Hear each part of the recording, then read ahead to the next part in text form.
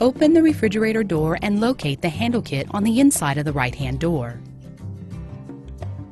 Remove the bin just above the handle kit by lifting the bin up and out. Remove the handle kit from the door by grasping the handles and gently lifting them along with all packing material up and out. To avoid damaging the handles, place the handle kit on a towel or other soft surface, then remove the packaging foam from each end.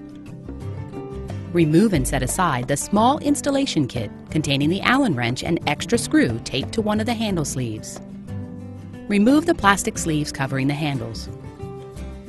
Check to be sure each handle has 2 set screws installed. If one is missing, use the Allen wrench to install the extra set screw provided with the kit.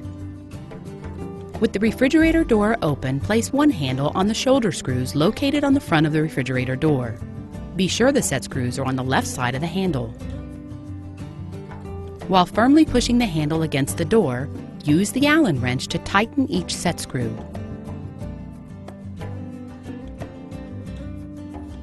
When the screw feels tight, tighten it an additional quarter turn. Close the refrigerator door and open the freezer door. Repeat the same steps to attach the freezer handle to the door. Make sure set screws are facing right on the freezer handle.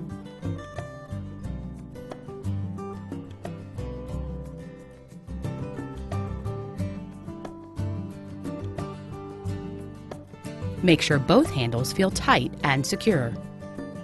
To remove the handles, use an Allen wrench to loosen the 2 set screws on the inside of each handle.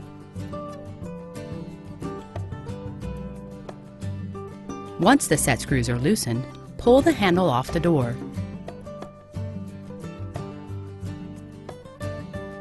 In some situations, you may need to use a Phillips head screwdriver to remove the shoulder screws from the door.